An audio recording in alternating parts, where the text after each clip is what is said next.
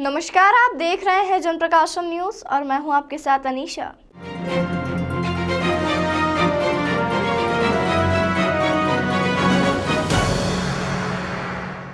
साल 2023 के होने वाले बजट को लेकर जनता में काफी उत्साह देखा जा रहा है। कहीं ना कहीं जनता को साल 2023 के बजट से उम्मीद भी है कि इस बजट में उन्हें रियायत दी जाएगी और जनता के हित में यह बजट होगा।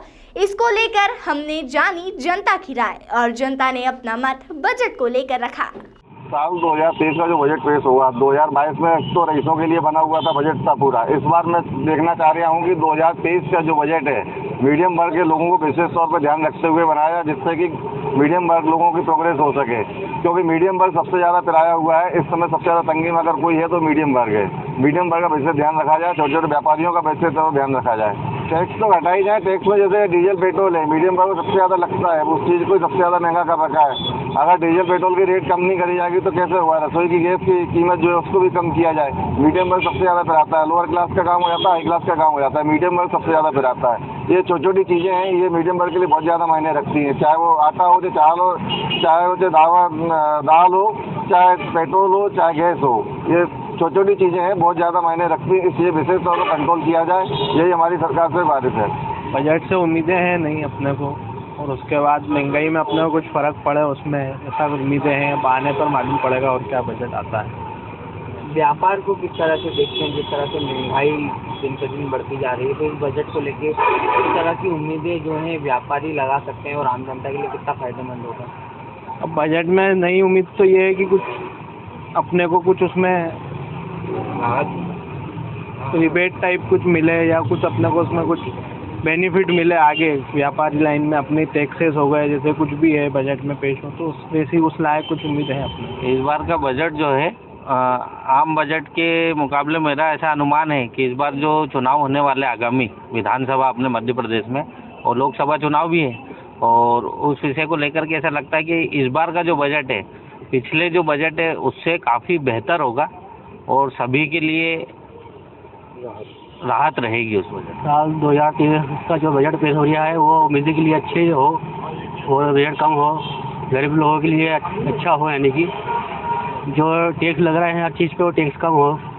वो जैसे आटा दाल वगैरह ये तेल का भाव बढ़ रहा है दिनों दिन, वो कम होए, जो गरीब लोगों के लिए बहुत फ़ायदा हो और आगे अच्छा हो। हर चीज़ में, खाने की पीने की चीज़ में, पेट्रोल के भाव भी बहुत ज़्यादा है, उसमें कम होए ताकि हर चीज़ में कमी आए।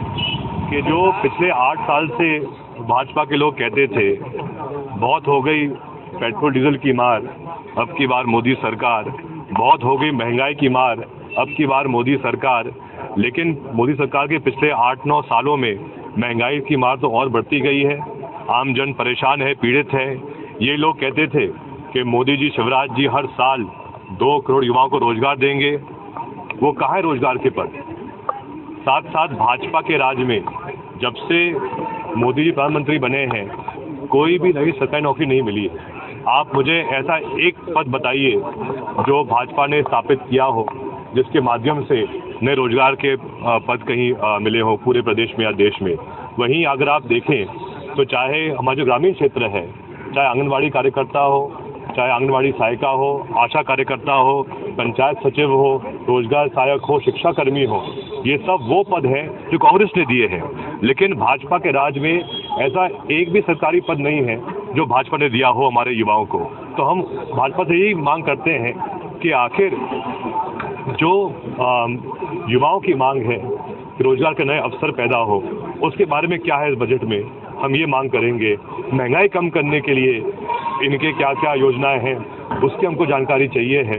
और साथ में जो एक चर्चित विषय है आज के समय, जो अडानी ग्रुप में जो गिरावट आई है, लगभग 6 लाख करोड़ रुपए जो निवेशकों के हैं वो डूब चुके हैं।